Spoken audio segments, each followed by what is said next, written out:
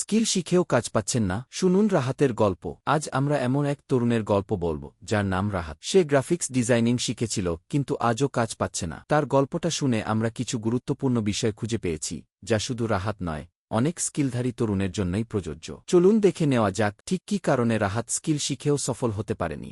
১.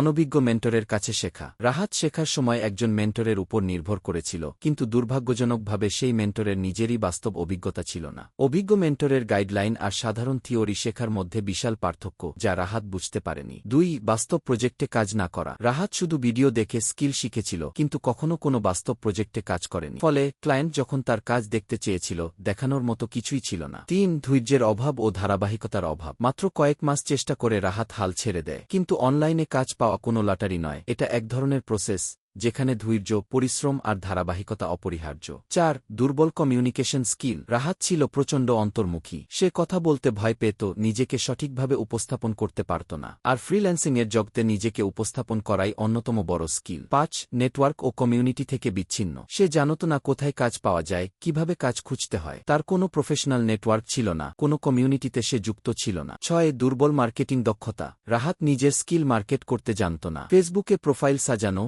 Reaching strategy, content post, এসব কিছুই তার অজানা ছিল। এই গল্পটা শুধু রাহাতের না, এমন হাজারো স্কিলধারী তরুণের বাস্তবতা। শুধু স্কিল শিখলেই হবে না, সেটা ঠিকভাবে কাজে লাগাতে হলে লাগে সঠিক গাইডলাইন, বাস্তব অভিজ্ঞতা, কমিউনিকেশন, নেটওয়ার্কিং আর মার্কেটিং। আপনি কি রাহাতের মতো পথ হারাতে চান, নাকি সঠিকভাবে পথ তৈরি করতে চান?